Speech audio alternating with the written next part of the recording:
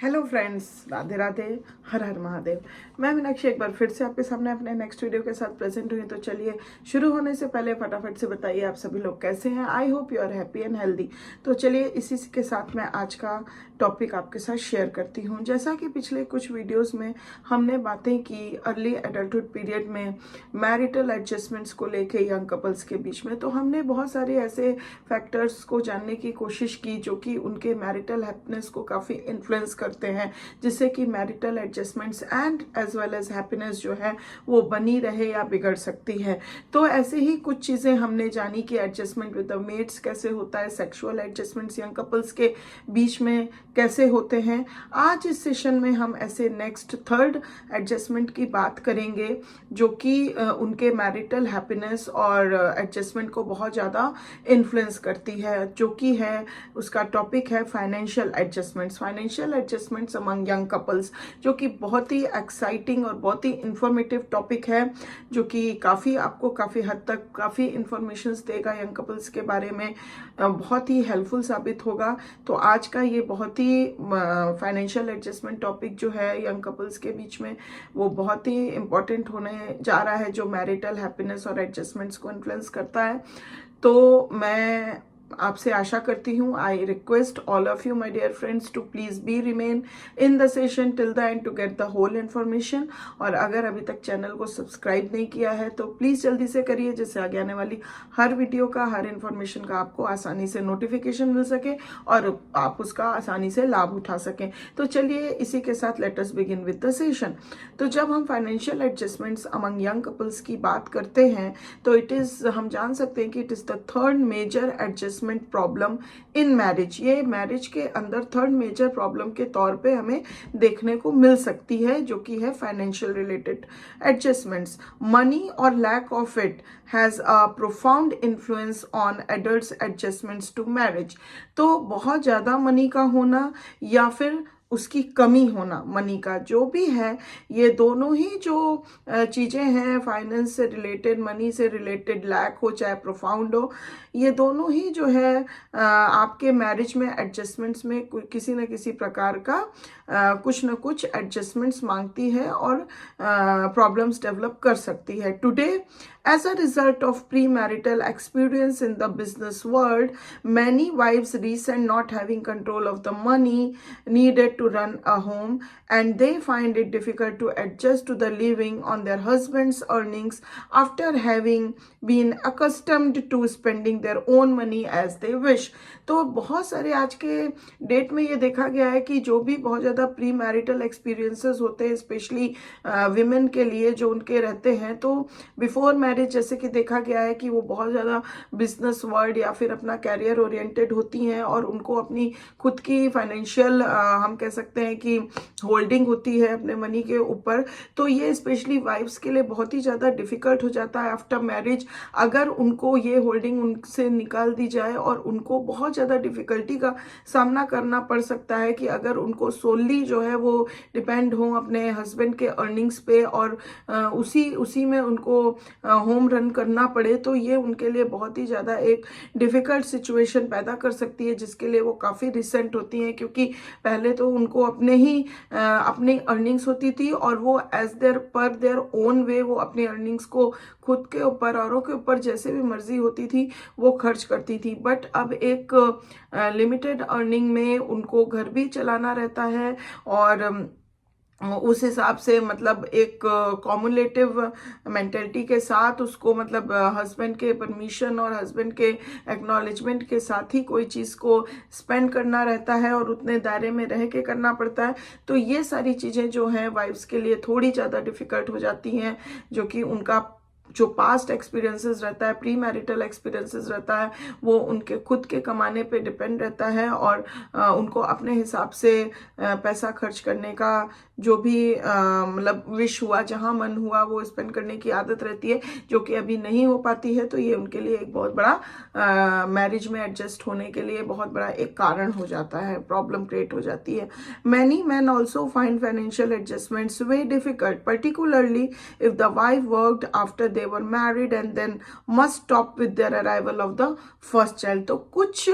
Financial difficulties जो होती हैं वो मेन के लिए भी आ जाती हैं, मतलब फाइनेंशियल एडजस्टमेंट्स होने में, क्योंकि अगर ये होता है कि किसी ऐसे व्यक्ति की जिसकी आफ्टर मैरिज वाइफ जो है वो अर्न करने लगती है या फिर काम करने लगती है, फाइनेंशियल स्टेबल होती है, तो अचानक से फर्स्ट चाइल्ड के आने के बाद अगर वो काम करना बंद कर देती है तो वहाँ पे फाइनेंशियल एडजस्टमेंट्स का फिर से मतलब जब वो पूरी तरह से फिर से बर्डन हस्बैंड के ऊपर आ जाता है तो ये कहीं ना कहीं फिर से फाइनेंशियल एडजस्टमेंट्स जो है वो करने में डिफिकल्टी पैदा कर देता है। तो इस वजह से मेन के लिए भी ये कहीं कहीं पे प्रॉब्लम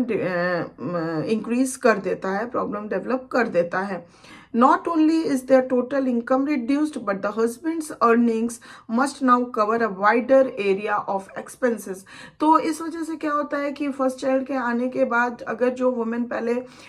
वर्क करती रहती है, जो वाइफ, वो अचानक से उसको स्टॉप करना पड़ जाता है। साथ ही साथ क्या है कि ये चीज़ जो होती है वो न कि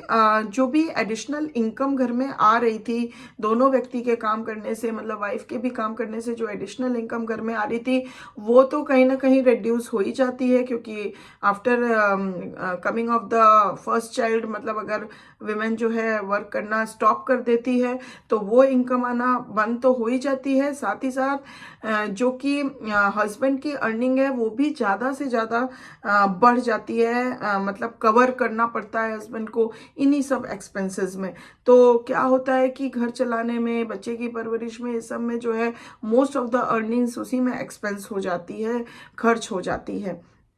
तो ये कहीं ना कहीं फाइनेंशियल एडजस्टमेंट्स करने में बहुत ज़्यादा डिफिकल्टी पैदा कर देती है। The couples financial situation can pose a threat to their marital adjustments in two important areas. जो कपल, जो ये यंग कपल्स हैं, उनकी जो फाइनेंशियल सिचुएशन है ये उनके मैरिटल एडजस्टमेंट्स के लिए थ्रेट साबित हो सकती है। इसके दो इम्पॉर्टेंट एरिया में ये बहुत ज़्यादा थ्रेट साबित हो सकती है। अगर हम पहले एरिया की बात करें तो फर्स्ट, फ्रिक्शन में develop if the wife expects her husband to share the work load. वहाँ पे आती है जब इन दोनों के, मतलब एक कपल के बीच में ये फ्रिक्शन डेवलप हो जाए, व्हेन वाइफ जो है एक्सपेक्ट करने लगे अपने हस्बैंड से कि वो जो है जो भी वर्कलोड है उसको शेयर करे, अपने ऊपर भी थोड़ा कुछ वर्कलोड ले। During their early years of marriage, when expensive labor saving devices and domestic help are most needed, the family usually cannot afford such luxuries, and the wife may want her husband to help share the burden of running the home. जब ये आप कह सकते हैं early year of marriage में, जब क्या होता है कि when expensive labour saving devices हों की बात अगर हम करें, या फिर किसी डोमेस्टिक हेल्प जो कि ज़रूरी है उसकी बात करें, तो फैमिली यूजुअली देखा गया है कि इन लग्जरी को अफोर्ड नहीं कर पाती है। तो इस सिचुएशन में वाइफ जो होती है वो हमेशा यही चाहती है, wife must want her husband to help and share the burden of running the home. तो दिस फ्रिक्वेंटली कॉजेज फ्रिक्शन। तो ये जो उसकी चाहत होती है, सोच होती है, ये फ्रिक्वेंटली जो है उनके रिश्ते में जो है फ्रिक्शन या मैरिटल जो एडजस्टमेंट्स है उसमें फ्रिक्शन लेके आ जाती है ये problem, specially when the man considers home making women's work. जब, और उस केस में ज़्यादा होती है जब कुछ मेन की ये जो सोच होती है कि हाउस मेकिंग वर्क्स जो भी हैं वो it all together is the women work and I never want to be in that, और मैं उसमें कुछ नहीं कर सकता, ये हाउस मेकिंग वर्क जो है वो वुमेन का ही होता है। तो इस तरह की जो खास करके जिन आदमियों की सोच होती है उस वजह से उनके मैरिटल एडजस्टमेंट्स में और भी ज़्यादा फ्रिक्शन और प्रॉब्लम्स देखने को मिलती है। The wife recents the lazy husband syndrome, क्योंकि ऐसे व्यक्ति को लेजी हस्बैंड सिंड्रोम के तहत देखा जाता है, और वाइफ भी उनको इस लेजी हस्बैंड सिंड्रोम के कारण इस चीज़ का बहुत रिसेंटमेंट होता है वाइफ के अंदर, एंड यही उनके मैरिटल एडजस्टमेंट्स को एडवर्सली इफेक्ट करता है। तो जब कोई तरह का बर्डन आता है तो कोई भी वाइफ सोचती है कि मिलजुल के उस चीज़ को रन किया जाए। घर में भी कुछ हेल्प नीडेड होती हैं तो वो चाहती है कि कुछ बर्डन शेयर हो, बट इस चीज़ को जो है लेजी हस्बैंड सिंड्रोम के तहत आते कुछ ऐसे मैन होते हैं जो कि नहीं करते हैं और हाउस मेकिंग को वो अपना एक दायरा नहीं समझते। इस वजह से उनके मैरिटल एडजस्टमेंट्स में धीरे धीरे फ्रिक्शन आती है और इनके रिलेशनशिप को वो एडवर्सली इफेक्ट कर सकता है। अगर हम सेकंड कॉमन थ्रेट अगर हम देखें इस चीज़ों को लेके कि कपल के फाइनेंशियल सिचुएशन से और किस एरिया में आता है, तो वो सेकंड थ्रेड जो होता है that the couples financial situation poses to good marital adjustments comes from a desire to have material possessions as a stepping stone to upward social mobility and a symbol of the family success. ये thread जो होता है वो इस area में होता है कि जो भी कपल होता है उनका फाइनेंशियल सिचुएशन जो है जैसा है उस पर डिपेंड करता है उनका मैरिटल एडजस्टमेंट्स, क्योंकि ये एक अंदर से एक डिजायर लेके आता है फॉर द मटेरियल पोजीशंस, क्योंकि उनको अपनी सोशल मोबिलिटी को हाई करना है। तो इंक्रीज करने के लिए उनको अपनी मटेरियल पोजीशंस को भी बहुत ज़्यादा मायने वो देते हैं। तो ये जो है अगर फाइनेंशियल एडजस्टमेंट्स अच्छे से नहीं होता है, फाइनेंशियल सिक्योरिटी नहीं होती है, तो कहीं ना कहीं ये प्रॉब्लम होती है। तो इस वजह से उनके मैरिटल हैप्पीनेस में भी अफेक्ट करता है, एडजस्टमेंट को भी अफेक्ट करता है, बिकॉज ये माना गया है कि ये जो है स्टेपिंग स्टोन होता है मटेरियल पोजीशंस को का डिज़ायर रखना, जो कि उनके सोशल मोबिलिटी को हाई कर सकता है और फैमिली के हम ये कह सकते हैं it is the symbol of the family success, ऐसा मानना है कुछ कपल्स का। If husband is unable to provide his wife and family with the material possessions they want, they may feel resentful of him and a frictional attitude develops. तो कभी कभी ऐसा होता है कि हस्बैंड जो होता है वो उसकी फैमिली की जो भी इस तरह की डिमांड होती है, डिज़ायर होती है मटेरियलिस्टिक पोजीशंस को लेके या फिर अपनी सोशल मोबिलिटी में अपने आप को बहुत ज़्यादा आगे करने की, अगर फैमिली या वाइफ की ये जो एक्सपेक्टेशंस है किन्हीं कारणों से अगर हस्बैंड फुलफिल नहीं कर पाता है, तो इस वजह से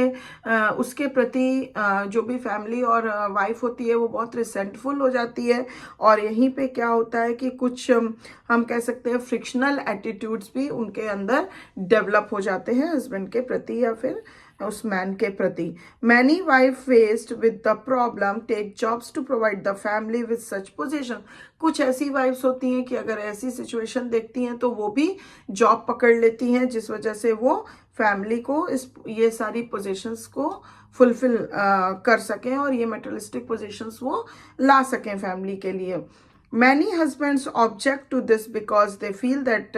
others will think they are unable to provide for their families as well as husbands of non-working wives। लेकिन कुछ हस्बैंड्स को ये चीज़ गंवारा नहीं होती है, क्योंकि उनको ऐसा लगता है कि लोग क्या सोचेंगे, और लोग ये भी कह सकते हैं कि वो सारी चीज़ें अपनी फैमिली को नहीं दे पाया, नहीं कर पाया, अपनी फैमिली को नहीं अच्छे से चला पाया, वो सारी चीज़ें जो ज़रूरत की हैं वो पूरी नहीं कर पाया, इस वजह से वाइफ को बाहर निकल के काम करना पड़ रहा। तो इस चीज़ से कभी कभी कुछ हस्बैंड जो है ऑब्जेक्ट करते हैं कि वाइफ को नहीं कोई जॉब करनी है, ज़रूरी नहीं है, क्योंकि अगर वाइफ करती है तो उनको ऐसा लगता है कि वो कहीं ना कहीं अपने आप में गिल्ट फील करते हैं और ये ऐसा फील करते हैं कि लोग उनके बारे में क्या सोचेंगे कि वो अपनी फैमिली, अपनी वाइफ की ज़रूरतों को पूरा नहीं कर पा रहा है, जिस वजह से वाइफ को बाहर निकल के काम करना पड़ रहा है। तो ये सारी चीज़ें जो होती हैं उनके ओवरऑल मैरिटल एडजस्टमेंट्स को बहुत ज़्यादा एडवर्सली अफेक्ट करती हैं, जिस वजह से उनका मैरिटल हैप्पीनेस भी जो है वो कहीं ना कहीं रिड्यूस नज़र आता है और बहुत सारे फ्रिक्शनल रिलेशनशिप डेवलप हो जाते हैं। तो इस तरह से हम इन चीज़ों के तहत हम ये जान पाए कि फाइनेंशियल एडजस्टमेंट्स का भी होना एक मैरिज के अंदर इज़ वेरी वेरी इंपॉर्टेंट। तो फाइनेंशियल सिक्योरिटी एंड किस तरह से प्लान किया जाए, किस तरह से सेविंग और किस तरह से एक्सपेंडिचर्स को रखा जाए, एक्सपेंसेस को रखा जाए, ये सारी चीज़ों पे ध्यान रखना बहुत ज़रूरी होता है। और ख़ास करके यंग कपल्स के बीच में, बिकॉज कभी कभी वो इन चीज़ों को नहीं अच्छे से टैली कर पाते हैं, नहीं अच्छे से समझ पाते हैं, नहीं एडजस्ट कर पाते हैं, जो कि उनको ध्यान देने की बहुत ज़रूरत है अपने मैरिटल एडजस्टमेंट करने में और अपने मैरिज में एक हैप्पीनेस के साथ आगे अपने मैरिज को आगे परस्यू करने में। तो मैं आशा करती हूँ कि ये सेशन काफ़ी इन्फॉर्मेटिव रहा होगा, समझ में आई होगी। अगर किसी तरह की कोई क्वेश्चन, क्वेरी, कमेंट है तो please give it to the comment box. And thank you very much for watching this video. अगर पसंद आई है तो प्लीज़ एक लाइक ज़रूर दे दीजिएगा। एक बार फिर से, अगर सब्सक्राइब नहीं किया है चैनल को, या फिर आप न्यू व्यूअर हैं मेरे चैनल पे, तो प्लीज़ चैनल को ज़रूर से सब्सक्राइब करिए। मैं फिर एक नए सेशन, नए टॉपिक के साथ आपके सामने आऊंगी। तब तक के लिए please take care of yourself. Bye bye.